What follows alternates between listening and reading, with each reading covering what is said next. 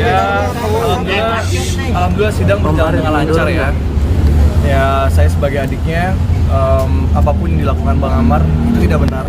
Karena ya itu saya sebagai adik hanya bisa mensupport Bang Amar secara pribadi, secara mental dan lain-lain gitu loh. Mudah-mudahan kejadian ini menjadi pelajaran buat kita semua, jadi pelajaran juga buat saya. Yang ya seperti itulah. Terus yang kita harapkan Bang Amar dirawat gitu loh.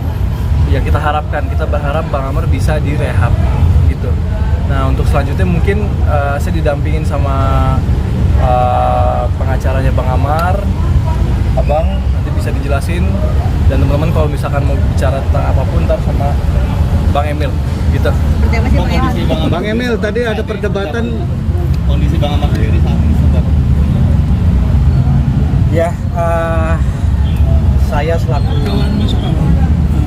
PH dari Amar Zoni menjelaskan bahwasanya saat ini Amar Zoni dalam kondisi tertekan, dalam kondisi stres berat, dimanapun dia pisah dengan anak dan istrinya untuk hampir 6 bulan ya ini ya, 6 bulan itu sangat berat sekali. Kita pun kalau misal di posisi dia pasti agak stres lah pasti ya. Satu hal yang perlu saya jelaskan, tekankan, bahwasanya terdapat peraturan bersama yang dibikin oleh Ketua Mahkamah Agung, Kementerian Kemenkumham, Kepolisian Negara Republik Indonesia, Kejaksaan Agung. Ada 6 institusi di situ yang membuat peraturan bersama nomor 1 garis miring PB garis miring MA garis miring Romawi 3 garis miring 2014. Dalam peraturan bersama itu disebutkan bahwasanya, jelas disebutkan bahwasanya untuk pelaku pecandu narkoba, baik pecandu maupun korban penyalahguna narkoba, harus dilakukan asesmen, dan apabila mendapatkan asesmen maka harus dilakukan rehabilitasi. Penegak hukum yang saat ini menangani kasus Amar baik dari jaksa, kepolisian, jaksa ataupun hakim, mereka sama-sama sesuai dengan hierarkinya, dalam artian semisal Kejaksaan Negeri Jakarta Selatan, mereka harus mematuhi peraturan bersama yang telah dibuat oleh Kejaksaan Agung pada tahun 2014 tersebut.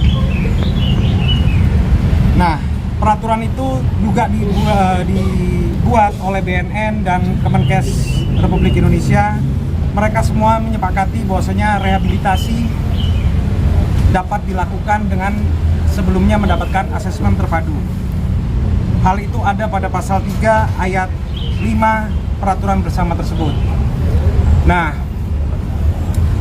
untuk klien kami Amar Zoni, dia sudah mendapatkan asesmen tersebut. Jadi asesmen itu didapat tanggal 10 Maret 2023 dengan nomor R183 garis miring 3 garis miring KA garis miring PB 000 garis miring 2023 BNNK. Perihal hasil asesmen terpadu menyimpulkan bahwa tersangka Amar berdasarkan hasil pemeriksaan asesmen medis yang bersangkutan merupakan penyalahguna narkotika dengan tingkat ketergantungan ringan, dengan pola pemakaian rekreasional, dan berdasarkan pemeriksaan yang bersangkutan tidak terlibat jaringan peredaran gelap narkotika. Oleh sebab itu direkomendasikan untuk mengikuti rehabilitasi. Nah, menilik dari hasil asesmen tersebut, maka wajib bagi Kejaksaan Negeri Jakarta Selatan untuk ikut mendukung, mentaati peraturan yang dibuat bersama tersebut. Jadi kami harap jaksa penuntut, JPU, mereka juga melakukan tuntutan sesuai dengan kesepakatan bersama tersebut, peraturan bersama yang telah mereka buat. Jadi harapan kami dari keluarga Amar, tuntutan pun, baik tuntutan maupun putusan, semua harus mentaati peraturan bersama tersebut. Fungsi peraturan itu dibuat untuk diikuti yang jelas. Dan itu merupakan hukum positif yang berlaku bagi mereka ke-6 institusi tersebut. Dan juga pada Undang-Undang Narkotika Nomor 35 pada pasal 4 juga tujuan untuk dibuatnya Undang-Undang Narkotika ini guna menjamin upaya rehabilitasi medis sosial bagi penyalahguna dan pecandu narkoba. Itu terdapat pada pasal 4, dan pasal 54 juga penyalahguna narkoba wajib, pecandu dan penyalahguna narkoba wajib untuk direhabilitasi. Maka kami selaku advokat dan wakil dari keluarga Amar mengharap bantuan dari masyarakat umum dan juga terutama para awak media untuk mengawal pelaksanaan peraturan bersama ini yang merupakan penegakan hukum positif di Indonesia. Mungkin cukup dari kami. Barangkali ada pertanyaan. Bang, tadi ada perdebatan sedikit ke pihak saksi kepolisian. Seperti apa, Bang? Oh enggak, kalau itu sih bukan perdebatan ya. Itu kita kan mencari fakta ya. Kita mencari fakta, jadi wajar lah hal seperti itu di persidangan, wajar. Saya rasa wajar, nggak ada masalah. Artinya sosok Amar ini seolah-olah menjadi target atau? Oh bukan itu. Target pertanyaan saya tadi bukan itu. Seharusnya begini, penegak hukum dalam hal ini kepolisian, apabila mereka mendapatkan informasi tentang pengedar dan pemakai, harus alangkah baiknya kalau misal mereka lebih mengutamakan mengejar pengedar narkoba. Karena apa? Amar ini kan korban. Kenapa korbannya didahulukan? Kenapa bukan pelaku utamanya, pengedar dalam hal ini? Kenapa kok tadi kan dalam BAP juga kurang jelas, dari keterangan saksi tadi kurang jelas, tapi saya sudah memperjelas tadi bahwasanya mereka melakukan pengejaran terhadap inisial bank tadi itu paginya. Kenapa bukan malamnya itu dilakukan pengejaran? Hari itu juga. Langkah baiknya kalau itu dilakukan terlebih dahulu, barulah mengejar Amar. Buat nanti Kamis nanti disiapin saksi dari timnya Amar sendiri, istrinya Amar kah atau siapa? Oh enggak, kalau istri enggak ya. Kalau istri enggak. Adalah nanti kita bawa saksi hati. Kalau besok saksinya yang dihadirkan ada berapa, Mas? Rencananya saksi yang dihadirkan ada berapa dan mungkin dari mana yang akan dihadirkan? Insya Allah 2 saksi.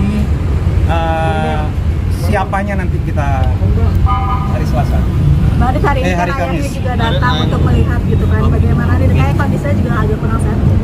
Iya, Bapak lagi kurang sehat ya, lagi biasalah orang tua kan, kayak penyakit lambung gitu kan, jadi kayak kasihan juga, makanya langsung ke mobil tadi. Tapi sobat nggak apa-apa sih. Akhir 9 itu gimana sih Kak? Maksudnya lagi jaga anak atau Ya, yang jelas jaga anak yang pasti ya.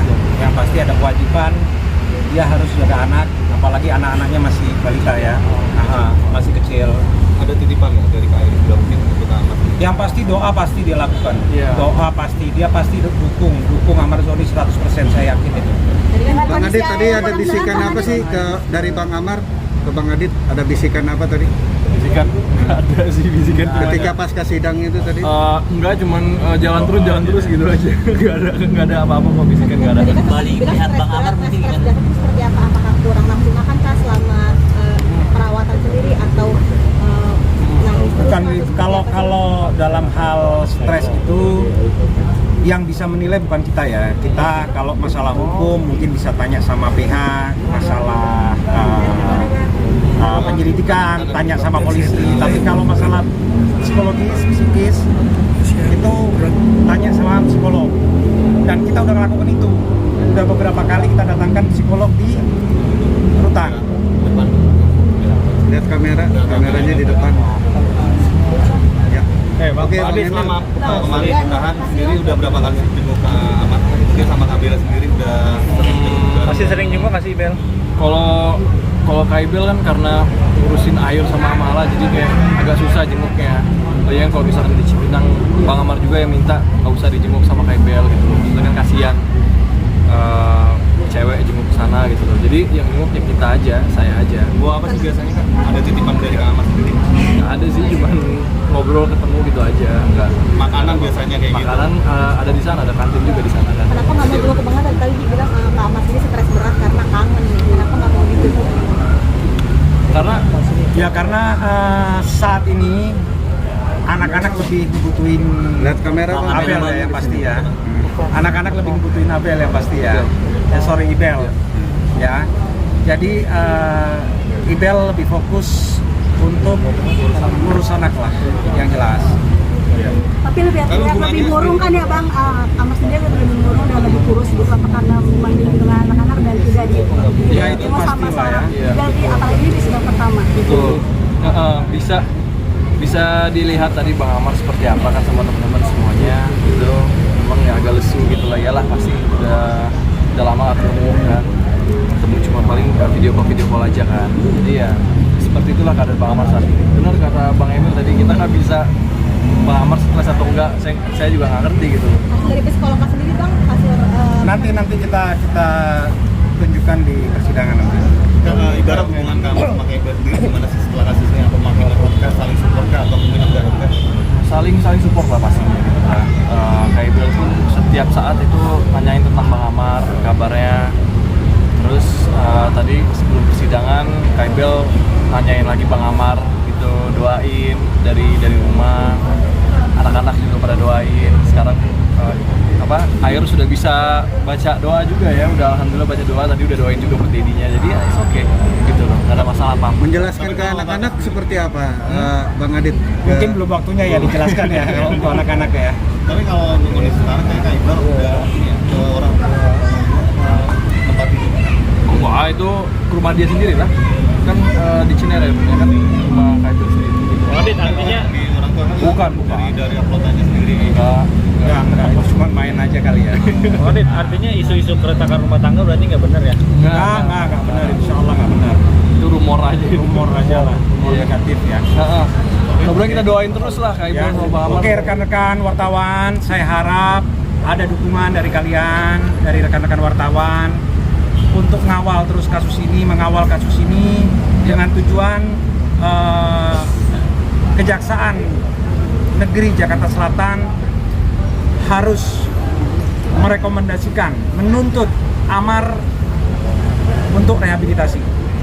Ya, jadi untuk masyarakat umum dan awak media, saya harap dukungan dan doa terus untuk Amar. Bang, terakhir Bang. Kalau Bang, untuk terakhir Bang. postingan Kak Iris Bella sendiri ini kan foto kamar kayak udah dari IG sendiri. Gimana sih? Aduh, kalau gitu saya nggak tahu, Kita kurang tahu lah masalah itu, kita kurang tahu. Bang, terakhir Bang, maaf sebelum Terakhir ini, Bang. Ya, terakhir. Maaf sebelum ini Bang. Ini kan Bang Amar sudah kedua kali ya. Artinya mungkin asesmen itu seberapa besar sih atau yakin nanti di putusan itu akhirnya di Ini kalian bisa lihat di PP nomor 25 2011 bahwasannya asesmen itu maksimal dikeluarkan 2 kali. Ya. Jadi saya rasa memang kewajiban Kejaksaan Negeri untuk menuntut rehab tersebut, bukan menuntut pidana kurungan. Saya jelaskan lagi, bukan menuntut pidana kurungan. Dan juga saya harap hakim insya Allah juga mengerti akan hal itu dan insya Allah juga mendukung akan hal itu. Karena di sini kita selaku penegak hukum, advokat juga penegak hukum, kita semua menjalankan aturan yang sudah ada. Bang Adit, mungkin ada doanya apa?